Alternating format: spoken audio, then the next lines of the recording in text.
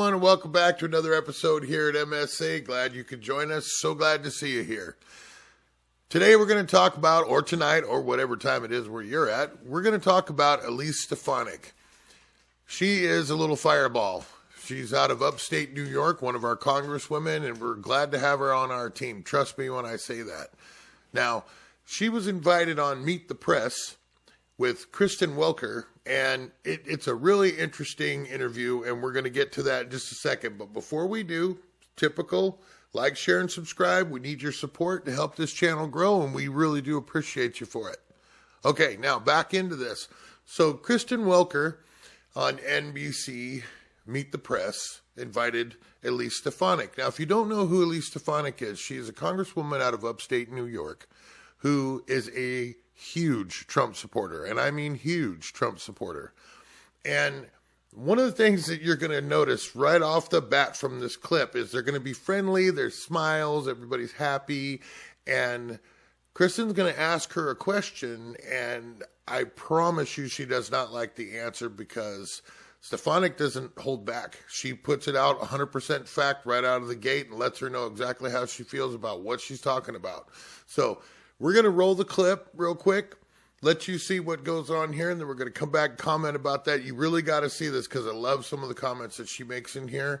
And she wasn't playing dirty. She was just being truthful. So let's get going on this, and I'll see you in just a minute. And joining me now is a key Trump ally, Republican Congresswoman Elise Stefanik of New York, who chairs the House Republican Conference, making her the highest-ranking woman in congressional GOP leadership. She is also the youngest woman ever to serve in elected congressional leadership. Congresswoman Stefanik, welcome to Meet the Press. Great to be with you, Kristen. Thank you so much for being here. I want to start by talking about 2024, some of what we've heard over the past 48 hours. Obviously, President Biden officially kicking off his campaign against former President Trump, who's the strong frontrunner. You are one of Trump's strongest supporters.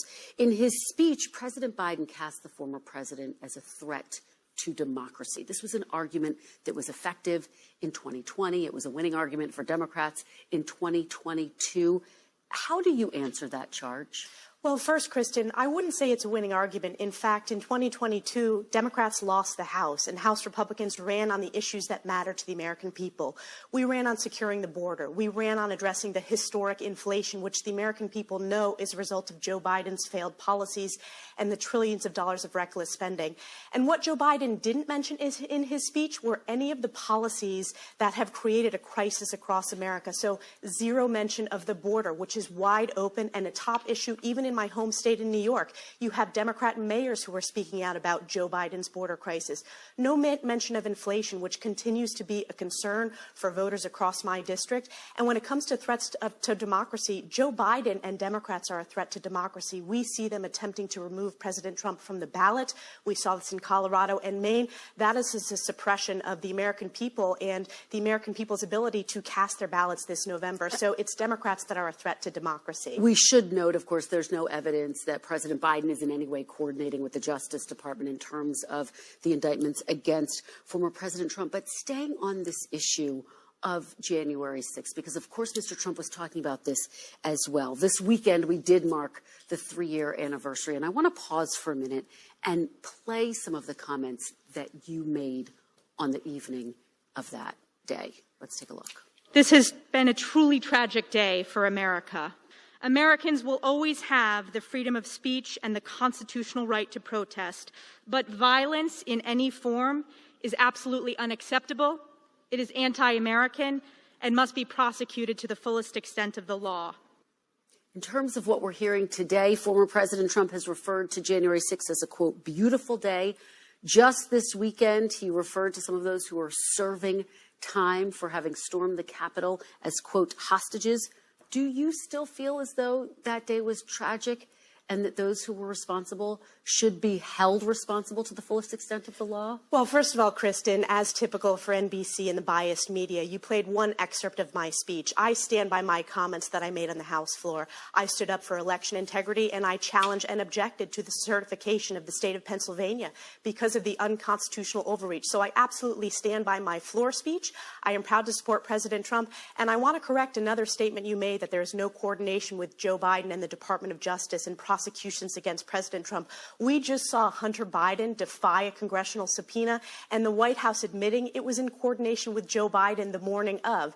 That is coordination, and I believe that Joe Biden will be found to be the most corrupt president in our nation's history, and that's why all of the investigative work that we're doing is so important, because the American people, they deserve transparency and accountability. A lot to unpack there. Of course, the White House has said that Hunter Biden is acting unilaterally on the issue of election integrity, though. As you know, Trump took his case to court more than 60 times that there was fraud. He didn't win. But I want to get back to this key question. Do you still think it was a tragic day? Do you think that the people who stormed the Capitol should be held responsible to the full extent of the law? I have concerns about the treatment of January 6 hostages. I have concerns. We have a role in Congress of oversight over our treatments of prisoners, and I believe that we're seeing the weaponization of the federal government against not just President Trump, but we're seeing it against conservatives, we're seeing it against Catholics, and that's one of the reasons why I'm so proud to serve on the Select Committee on the Weaponization of the Government,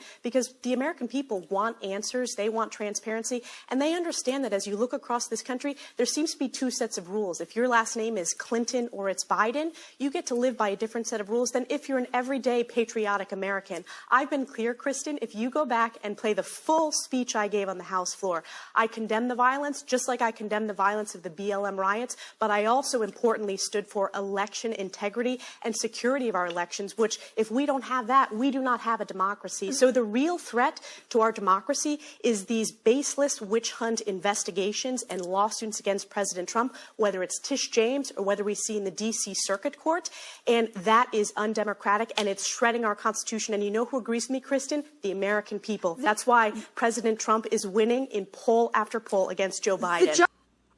What'd you think of that clip? I told you she was a fireball. I meant it.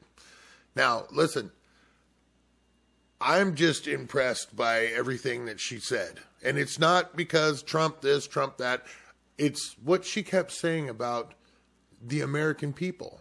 See, if you look at her, and I'm talking about Stefanik, if you look at her, what a wonderful congresswoman to have, right? I mean, yes, she's a huge Trump supporter. I totally get all that, and I get it.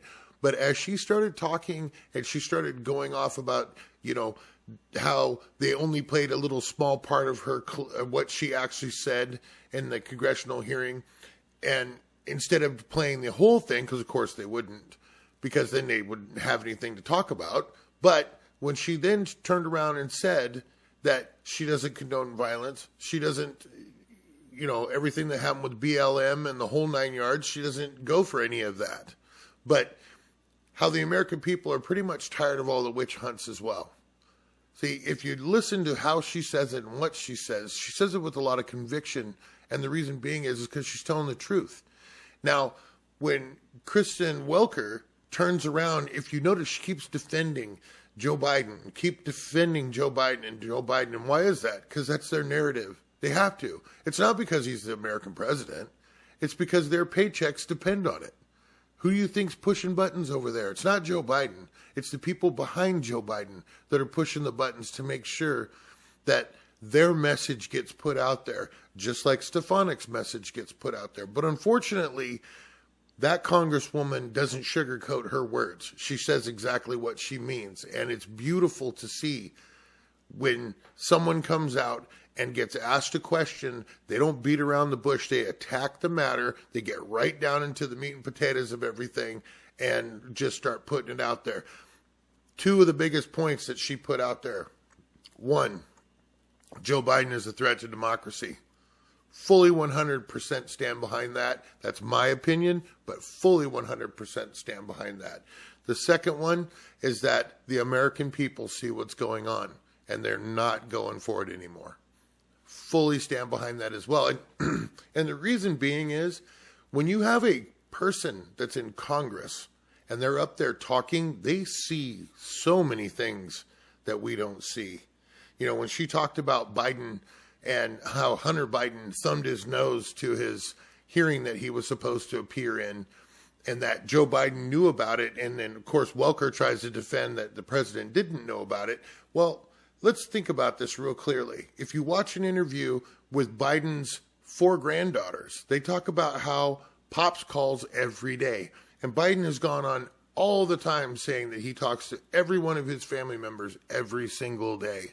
So do you think Joe Biden talked about the weather to Hunter Biden, or do you think he talked about the fact that Hunter didn't have to show up to that hearing? And why? Because Joe Biden's the president. Why should he have to? Of course, Donald Trump made sure all of his family members showed up to the hearings that he was at, and they testified and went behind closed doors and did everything they were supposed to do because he doesn't have anything to hide. It's a very big difference between the two. Huge difference. So I stand behind her 100%, and I'm really proud that she, again, is on our team, and I mean the American people's team. So tell us how you feel about that. Add a couple comments in there. Let us know what you're thinking. Besides that, like, share, and subscribe. We really appreciate it. You know, small channel trying to grow. Like and share. We really appreciate you for that. And other than that, I hope that wherever you're at, whatever you're doing, you're having a great day, night, whatever it is. We love you all, and I look forward to seeing you again. So take care out there.